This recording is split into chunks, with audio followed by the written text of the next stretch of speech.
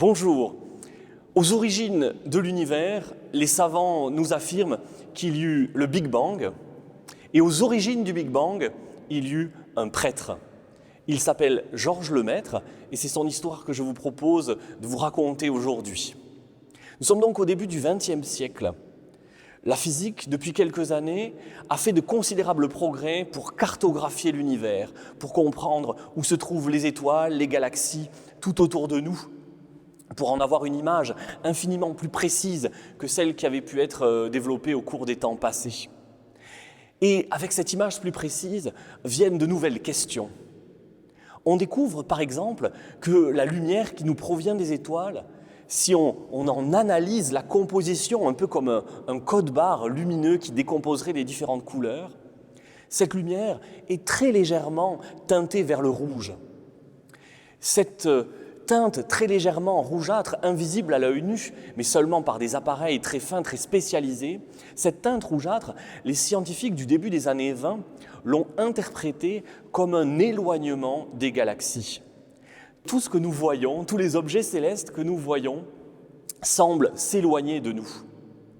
Évidemment, une question se pose, cet éloignement est-il réel? Que signifie-t-il pour l'univers dans son ensemble? À ces questions, qui sont d'abord des questions expérimentales, les scientifiques ne trouvent pas de réponse. Ils ont à leur disposition deux représentations de l'univers, dont l'une est due à Albert Einstein. Il l'a proposée en 1917, peu après sa très grande théorie dite de la relativité générale. Mais cette représentation de l'univers ne suffit pas à rendre compte des observations qui ont été faites. On est dans une sorte d'impasse au milieu des années 1920. Et c'est là qu'intervient donc ce prêtre et physicien qui s'appelle Georges Lemaître. C'est un Belge, il est né en 1884 et il a fait, au début du XXe siècle, des études de physique tout en menant son séminaire en Belgique, à Louvain en particulier. Et puis finalement, il découvre, au cours de ses études, cette nouvelle physique qu'il appelle physique d'Einstein, que nous appelons aujourd'hui relativité. Il s'y intéresse considérablement, il va même produire un petit travail de recherche qui va lui valoir d'obtenir une bourse pour pouvoir aller à l'étranger, continuer à développer ses compétences. Il va aller en Angleterre, il va aller aux États-Unis. Et finalement, en 1925, il revient à Louvain. Il a été ordonné prêtre 2 ans plus tôt.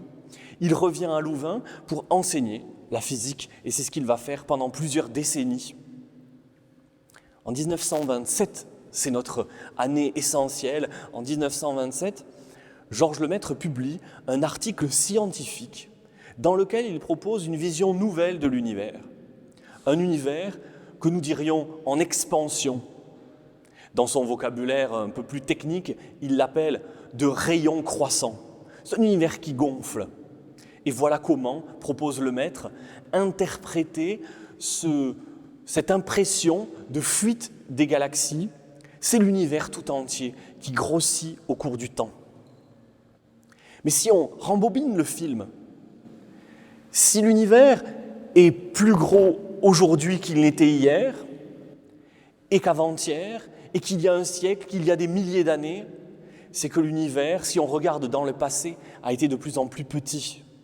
Et Georges Lemaître, quelques années plus tard, dans une deuxième version de son modèle, nous sommes en 1931, propose une vision de l'univers avec un point de départ.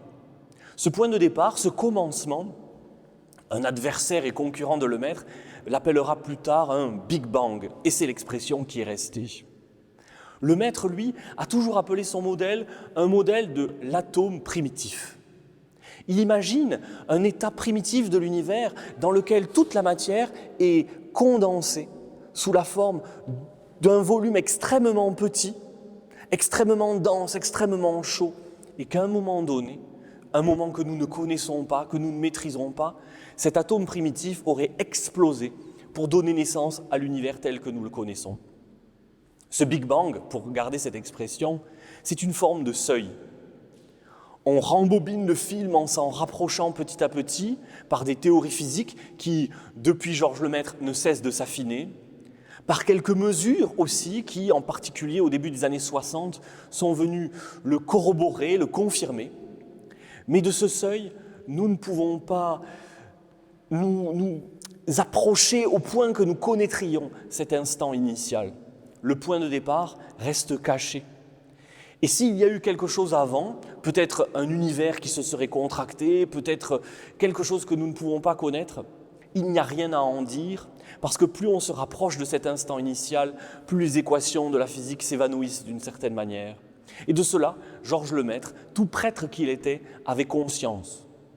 Le Big Bang, a-t-il toujours affirmé, n'est pas une preuve d'une intervention, disons, divine dans l'univers physique.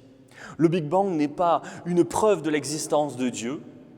Le Big Bang est une hypothèse, un scénario hypothétique qui reconstitue, pour ainsi dire, les origines de l'univers tel que nous le connaissons.